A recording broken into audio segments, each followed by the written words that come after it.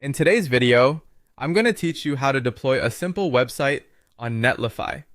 We're going to walk through the quickest way to get your site online, especially if you already have a finished project folder with an index file inside it. This method is beginner friendly, fast, and ideal if you want to publish a static website without dealing with a complicated setup. First, head over to netlify.com. Once the homepage loads, look for the sign up option and create your account. If you have the choice to authorize with GitHub, that's usually the easiest option because it makes integration smoother and speeds up the login process. After signing up, follow the initial onboarding prompts. These are just the basic setup screens that Netlify uses to get your workspace ready. Once you've completed those, you should arrive at your main team dashboard. From the dashboard, take a moment to look around until you find the upload area labeled drag and drop your site output folder here.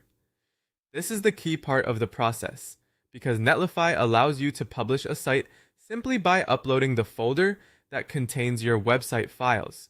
You won't need to manually configure hosting settings for a basic static site. Next, open the location on your computer where your project is saved.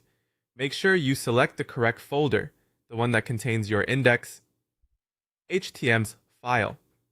That file is important because it typically acts as the home page of your website, and Netlify uses it to know what to display when someone visits your site.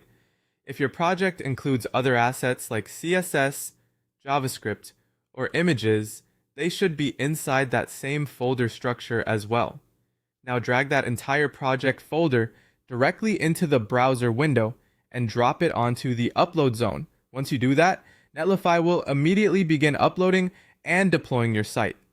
This usually only takes a few seconds, so just wait for the process to finish.